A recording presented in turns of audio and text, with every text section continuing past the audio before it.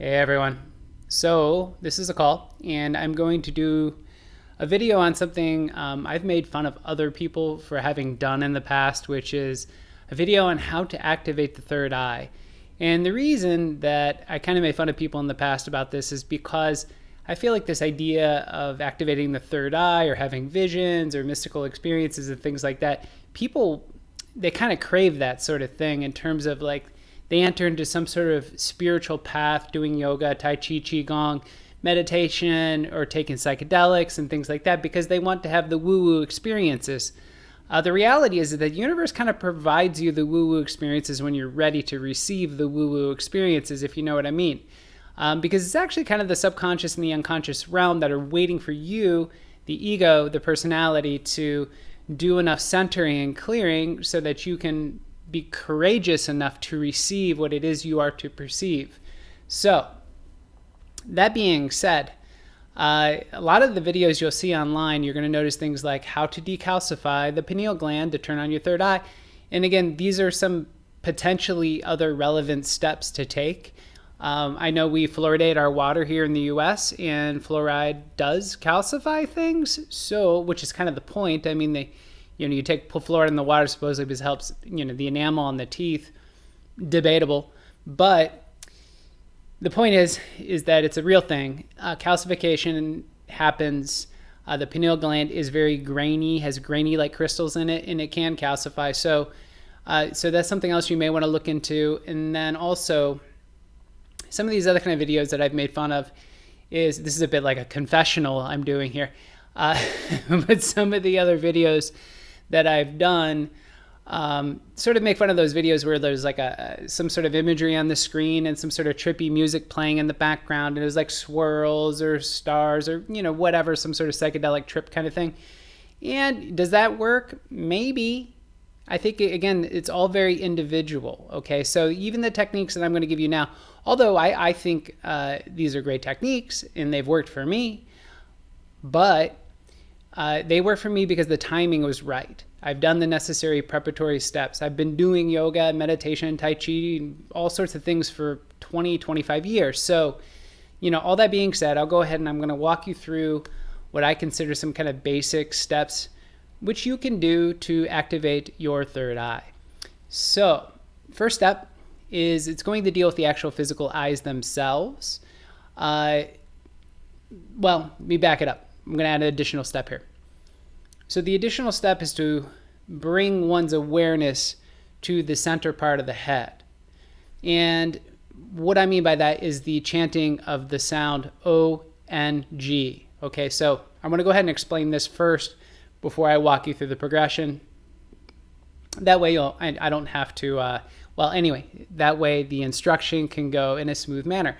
So the O-N-G sound, the O is obviously O, right? Now the N-G sound, you're going to notice something interesting that happens, which is the tongue strikes the roof of the mouth.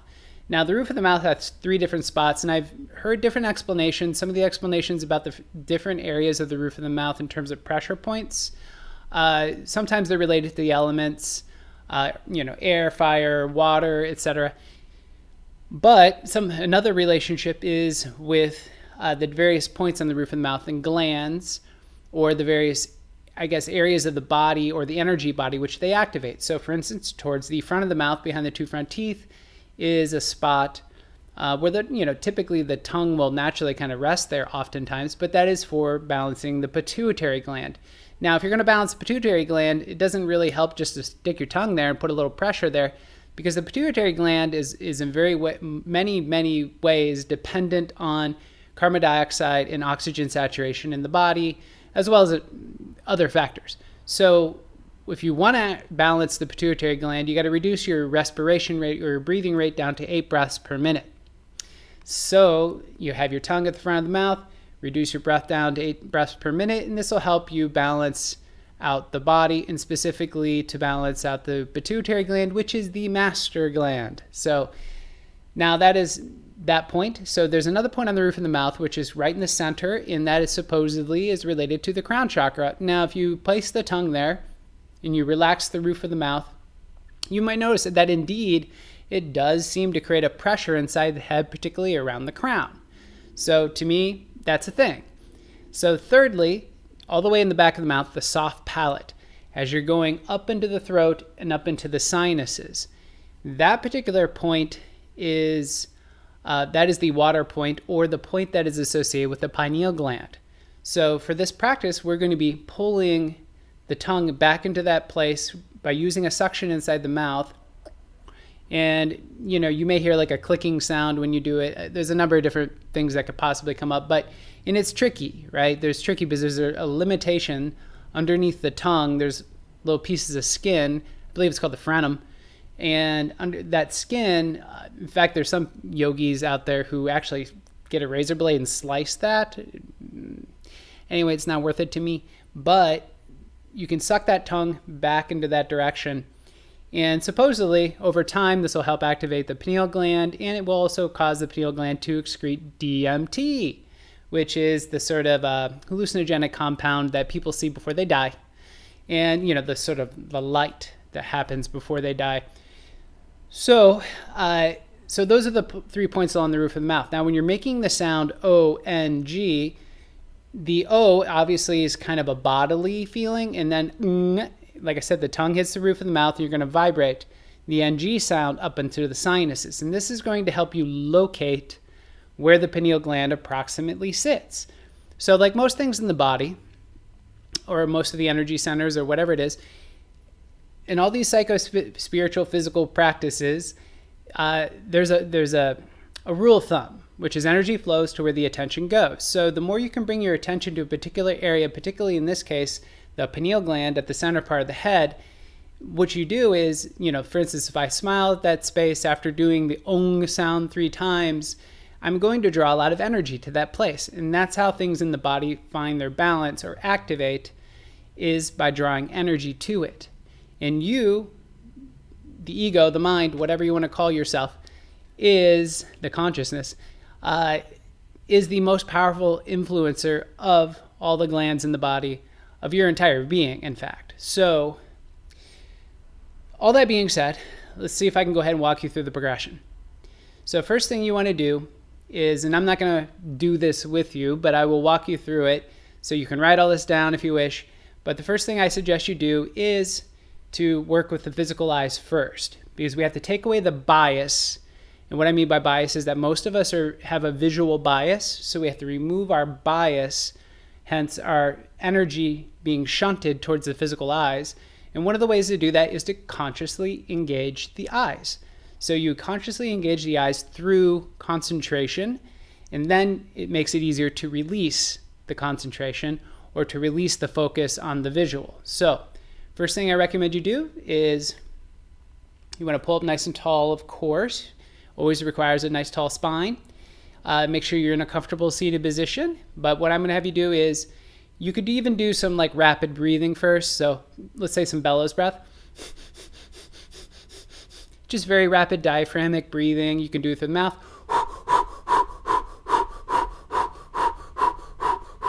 Again, the point is to saturate with oxygen, which reduces the sort of anxiousness to inhale and to exhale. So after you do that, if you wish to do that, the next step is to inhale, retain the breath, look up and to the left. You're going to continue retaining the breath. Now you're going to roll your eyes very consciously and intentionally up and to the right. Continue retaining the breath. Then you're going to roll the eyes directly up. Continue retaining the breath. Now you're going to exhale. Roll the eyes down the tip of the nose. Keep the focus on the tip of the nose for 1 minute. Begin to breathe long and deep. Inhaling and exhaling. Inhaling and exhaling. And you want to gradually slow the respiration rate. So let's say a rule of thumb, because what we're trying to do is we're trying to get to 4 breaths per minute, which is the number of breaths to activate the pineal gland. So that means you could try inhaling 6 seconds, retaining the breath 6 seconds, exhaling 6 seconds. So that's one structure.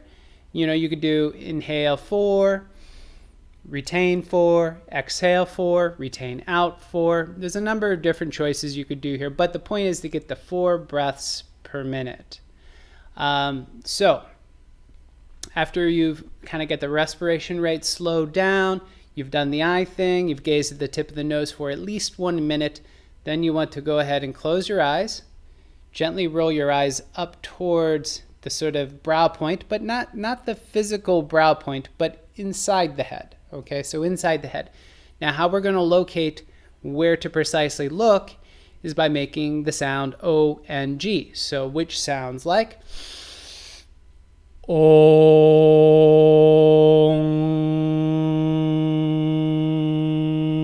Again, the NG is vibrating up inside the head. Do that for 3 times at least. You can do this up to 11 times, 9 times, 20 times, whatever you want, but at the least 3 times. So now you have your place to roll the eyes up, you're gazing inside the head, which is again drawing energy to that space and place. Next step is to create a suction on the tongue. So most of us, like I said, our tongue at this moment is going to be towards the front. So what you want to do is you want to create a suction, and you want to draw the tongue, and for this you're going to need a neck lock. So you're going to need that spine straight, then the crown of the head, which is towards the back of the head where the spine goes into the skull. For me, I line it up with a hypothetical light above my head. So the neck is straight, suction the tongue back towards the throat, and you're going to feel that soft palate with your tongue. And again, that's a little difficult to do this. I'll tell you that right up front, but as long as you have that neck lock pulled, you might actually be able to get there. Like I can get my tongue up into my sinus a little bit, not tremendously, not a lot, but having done this, on and off for like the last few months, I've also noticed an increasing amount of light that I perceive in my third eye, which is partially why I'm doing this video. So again, so you're going to create a suction on the tongue, draw it back towards the soft palate on the roof of the mouth, try to pull it up inside the sinus, and you're going to hold it there, just retaining it there. And then you're going to start to breathe. Obviously, you're going to need to breathe through the nose here. So again, think about 4 breaths per minute. Inhaling, 1, 2, 3, 4. Retain, 1, 2, 3, 4. Exhale, 1, 2, 3, 4. Retain out, 1, 2, 3, 4. So that is a 16-second singular breath. Other words, approximately 4 breaths per minute. It's not that difficult to do, but keep that suction on the tongue. Keep it pulled up inside there. Keep the eyes rolled upward towards the center part of the head where we vibrated the sound O-N-G. And again, if you have all these factors together, doing them at the same time, you will draw a tremendous amount of energy and focus towards the pineal gland. The other thing is your hands. I usually, there's different mudras you could use theoretically. There's the default Gyan mudra, right hand over left, thumbs touching. This is kind of a good one. It's very neutralizing. So your call what you want to do with the hands, but you need to have many points of engagement. That's how a lot of yoga kriyas work. And this is kind of like a yoga kriya. It's many points of engagement. You've got the breath, you've got the tongue, you did the thing with the eyes, you did the thing with the O-N-G, the sounds. So I think that's pretty much everything. To finish, what you want to do is you want to extend the tongue out. My tongue looks bad, so I'm not going to leave it out too long. But you want to extend it out because you've created this suction and you've been sucking it back towards the back of the throat, and you probably are going to want to do that for at least 3 minutes. Right? Try to hold the tongue back towards the sinus, up in the throat for at least 3 minutes while doing long, deep breathing. And when you're done, like I said, you want to stretch the tongue out, move it around a bit, again, just to kind of loosen up the tissues. And I think that's about it. Then also another thing to finish is take a deep breath in, retain the breath, let's say like 10 seconds at least, exhale at the mouth like a cannon. Try that 3 times. Inhale, exhale cannon after 10 seconds. I think you get the point. So hopefully you've written all that down, and hopefully that works for you. And like I said, it's like a lot of these practices, they're sort of, I could say objectively, all these practices are created to do certain things. Will they work for 100% of the people? No. And that is because kind of what I explained at the beginning of the video is each one of us is at a different place in terms of our own sort of psychophysical, spiritual progression. So with all that said, thank you for watching the video.